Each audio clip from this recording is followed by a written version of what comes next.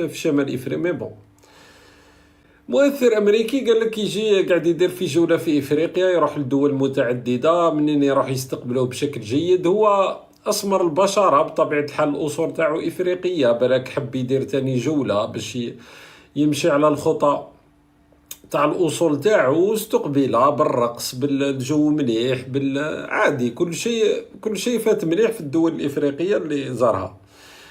بعد قال لك باللي في اطار هذه الجوله يزور القوة الضاربة، واذكري الجزائر وصغندوكيرا اسمها، تجد الجبابرة ساجدين ركعا.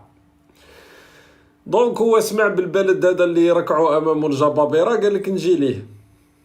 بسم الله. ماشي هادي اصبر.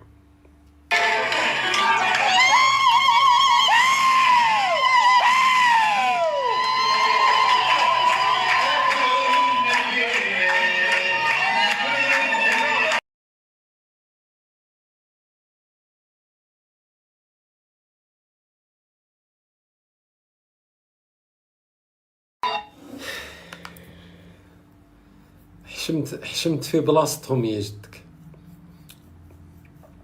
قبل ما نروحوا للفضيحة الأكبر، دوكا أنا عندي رسالة حساسة جدا. دوكا نعاودو نرجعو شوية دقيقة.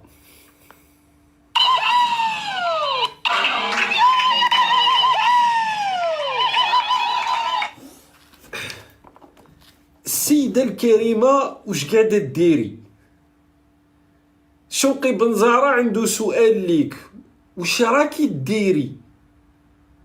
ماذا تفعلين؟ وش الرسالة تاعك مدام؟ دقيقة نعاود لك ودرك نفهمك في واحد القضية تاريخية. راح نحكيو تاريخ، ما نحكيوش أعراض، أنا ما نحكيش أعراض.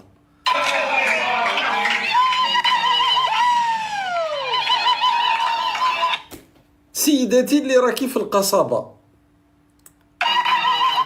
سيداتي الغير كريمة، انتي راكي في واحد من البيوت اللي على شكل هذاك تاع دار سبيطار. راهي طلعت وحده هذيك الخطره معنا تحكي لنا على دار سبيطار. في وقت العثمانيين الله لا يذكرهم بخير، كانوا الديور هادو دايرين بواحد الشكل، انه كانوا انكشاريين على العموم اللي هما اللي عندهم الاموال يدخلوا للبيوت هذه. كانوا نساء من حي القصبة يعرضون كالسلع مثل ما تشوفوا اليوم في أمستردام أو أماكن أخرى، وكان قدامهم كاينة غرفة، كل امرأة قدامها غرفة، ماشي غرفة بالمعنى الحالي، يعني تجي عليها ستار هكا ويدخل الانكشاري هذاك، ومن بعد يختار واحدة من النسوة باش نتكلموا تاريخ. دونك علاش عاودتوا التمثيلية هذه؟ هل هذا أمر يفتخر به؟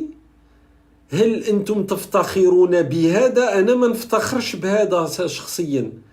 ما فهمتش أنتم في العاصمة عندكم إشكالية تاع ما كمش فاهمين واش صاري ما يدور حولكم؟ هل هذا تراث؟ راهو عيب انه واحد جاي. انا ما عنديش مشكل انه البيوت هذه يتم المحافظة عليها كتراث معماري، لانه احنا ما خلاونا والو العثمانيين من غير البيوت تاع الدعارة هادو، خصوصا في حي القصبة. بصح انك تجيب دركا نساء وتحطهم بنفس الشكل اللي كانوا يعرضنا فيه في وقت العثمانيين باش يجي مؤثر اجنبي يصور القضية هذه، مانيش فاهم الدلالة تاع الامر هذا. هذه اشكالية اخلاقية كبيرة لما توصلوا للوضع هذا. هذه قضية خلاص ما تقدرش تعاودها يعني بنفس الشكل.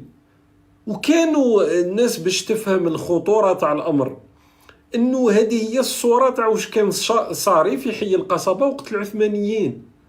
كانت نساء تعرضنا بهذا الشكل. علاش انه ماشي مشكل هذه، كل واحد يقول لك دبروا راسكم، تستقبلوا مؤثر نساء ورجالا، تروحوا تجري وراه، تروحوا هذه العالم اللي رانا عايشين فيه الامور هذه. كاين ناس يروحوا هذه، كل واحد يدبر راسو. ميم سي جو كومبخون با انا واش هو الاضافه، بصح معليش هذه هي. يروح لبلدان اخرى يجري وراه، بلدان اخرى يسبوه يعنصروا معاه، ماشي مشكل. بصح الصوره اخلاقيا ما فهمتهاش.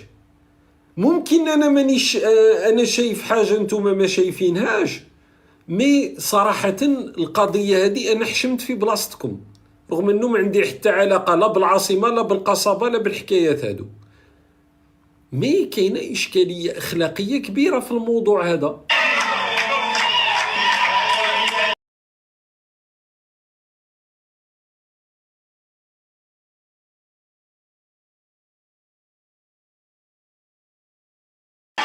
ها في امام كل غرفه حاطين امراه، نفس الشيء اللي كان هكا. كان يجي الانكشاري يدخل البيوت هذه، دار سبيطار، تلقى النساء معروضات كل وحده قدام غرفتها، وهو يخير ويروح يخلص. وكان المزور، الكلمه تاع مزور واش معناتها؟ مزور هو الانسان اللي يدير هذه البيوت تاع الدعاره، معناتها هو اللي يدير الحساب وكذا، ولا هي كلمه عثمانيه.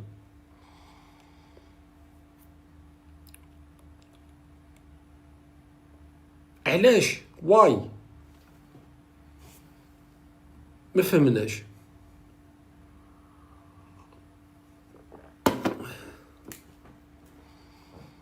انه تدرس القضية تاريخيا ماشي مشكل، قضية كانت في التاريخ، مثل ماشي فقط في الجزائر، كانت في مناطق اخرى، لكن انه توصل، ولو انه الدرجة في وقت العثمانيين كانت كبيرة. تعرفوا انه الفرنسيين لما جاو، لما دخلوا لمدينة الجزائر، ما قاموا به فقط باسكو الناس يقول لك باللي ردوا هذا هم اللي دخلوا ابدا. الفرنسيين ما دخلوش الامور هذه. الفرنسيين قننوا ما كان يحدث خارج الإطار القانوني في وقت العثمانيين. هم قننوا، أعطوا صفة قانونية للعاملات في هذه البيوت لحمايتهن، وباش يخرجوا من السيطرة تاع الشكل هذاك العثماني، اللي كان هذا المزور هذا هو اللي يتحكم في مجموعة من النساء ويستغلهم بشكل لا قانوني. لما جاءوا الفرنسيين قاموا بتقنين هذا الوضع. باغ كونطخ سي با ان سوجي درك انا نقول لكم تربيه بيوت الرذيله، نحكي على التربيه، بصح درك انكم توليو رايحين توليو تفتخروا لنا بالامور هذه وتقدموها كوحده تمثيليه هكا، صراحه اشكاليه كبيره. ما فهمتش انا واش صرا لكم في البلاد هذه. انا جو كومبخون با سكي سباس، مي لي بيليش درك اللي كان وليتو تفتخروا بالامور هذه. مي بالك ما عندكمش البعد التاريخي، راني عطيته لكم.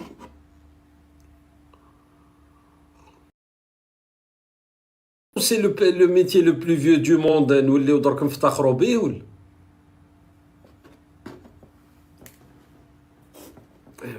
ماشي ا سو بوان، ماشي للدرجه هذه يعني تولي الاشكاليه. مي دقيقه باليش اذا عندي صور واحد اخرى قبل ما نروحوا للقضيه تاع الملعب. اوب.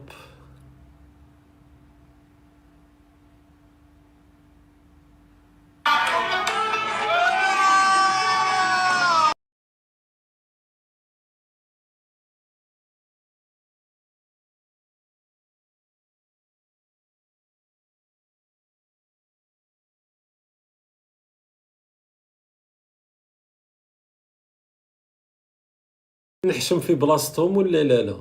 بالك كاين برك اللي شويه معقد. ممكن.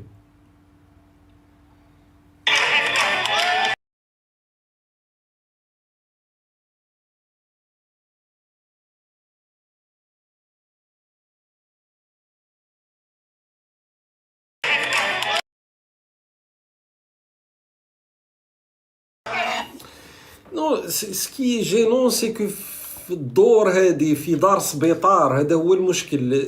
المشكل هو في المكان، بعيدا على انه العاصميين عندهم واحد الممارسات لا افهموها صراحة. كل يدبروا راسهم. انا كي نشوف نحشم في بلاصتكم، مي بون بلا ما ندخلوا في القضية هذه. هذا قلتوا باللي هذا تراثكم بصحتكم، على كل حال انا لا يعنيني هذا الامر. مي المكان إلي جينون صراحة. المكان اللي صرات فيه القضية محرج جدا. الباقي دبروا راسكم، هذاك تراثكم ولا الرقص هذا تاع ما على باليش الطريقة تاع الرقص هذه اللي ما نفهمهاش، ولا الأمور هذه نفس الشيء. الرقصة هي الرقصة اللي كانت في وقت الانكشاريين على كل حال، راهي ما فيها لا تراث لا ولا أي شيء. الانكشاريين كانوا وقتها يا إما نساء يا إما يجيبوا الغلمان يرقصوا الرقص هذا. الرقص هذا دخل في التراث العاصمي، لماذا لا أدري. مي بون bien sûr que les vêtements sont un mélange de c'est turc c'est وقت من ألبانيا، من انهم جاو من البلقان دخل الامر هذا، وماشي مشكل. سي با بروبليماتيك اون سوا. قلت لك برك المكان يزعجني جدا، ما على باليش علاش وصلوا للدرجه هذه. انتو تونيتي وبعد يقول لك على القبائل بلغاريا، راه العاصميين اللي عندكم اللباس تاع ألبانيا، الله يسمح لها ألبانيا والله الألبسة تاعهم التراث تاعهم ما شاء الله، بصح في ألبانيا ماشي في شمال إفريقيا. مي بون نهار كامل ونحشمان في بلاصتكم. كيفاش بويا حابين السيد ديروا له قضية في الولايات المتحدة الأمريكية؟ هذه الممارسة أصلا تاعكم تاع تقولوا للولاد الصغار بوسوا الناس على فام، راهي ممارسة غير طبيعية صراحة. راهو طفل الولاد الصغار راكم عقدتوهم. فهمتوا علاش يجيو عندي يقولوا لي راهم داروا لك في صورك؟ باسكو عندنا واحد الامراض هكا نفسيه في المجتمع الجزائري. شغل طفل صغير يهزوه يقولوا له روح بوس السيد. كيفاش السيد راهو جاي من الولايات المتحده الامريكيه، لو كان يديرها راهو يباصي، راهو يروح بوحده طويله في الولايات المتحده الامريكيه. نتوما مراض، نتوما الشعب مهبول مختلين عقليا. بيان سور يو كان دو دير هادي. لو كان يدير التصويره كيما هادي قسما بالله عباك واش يديروا له في الولايات المتحده الامريكيه، يحطوه في القائمه هذيك تاع كي تروح للكارتي، تروح تعيش في كارتي سينياليو الناس هذوك اللي يديروا الممارسات الغير الطبيعيه. بعد ما يفوت 5 سنين في السجن. يفزت مالاد مين نتوما مختلين مرض. كيفاش بوسو هذا؟ كيفاش طفل صغير تقول له بوس الراجل في عمره ما على باليش شحال قداه؟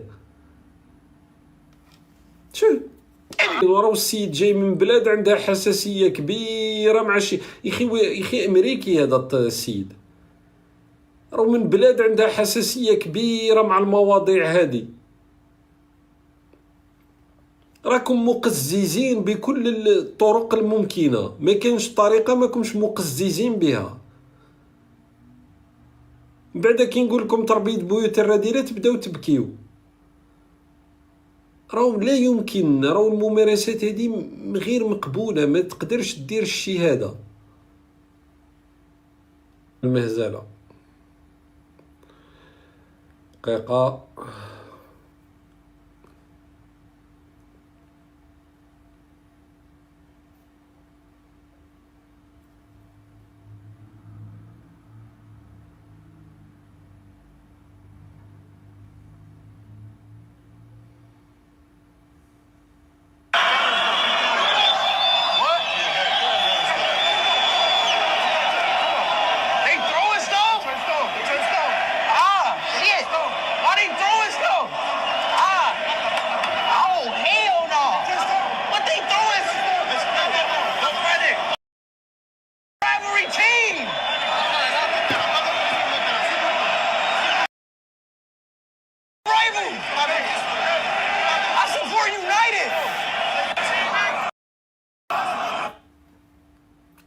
سيد هبط للاستاد مباراة بين اتحاد العاصمة ومولودية الجزائر.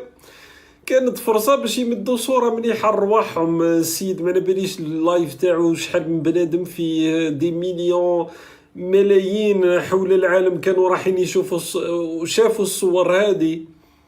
لسبب ما تربية بيوت الرذيلة قال لك نضربوه بالقرع وبالحجر ما على باليش واش، لسبب ما يعرفه إلا تربية بيوت الرذيلة. ما على بالناش علاش، وي دونت نو واي، ما واحد ما على بالو على. المهم تربية بيوت الرذيلة قال لك لازمنا نديرو فضيحة، السيد نسبوه ونضربوه ونتعداو عليه بعبارات عنصرية هكا. هو قاعد يقول لهم انا راني خاطاني، راني ما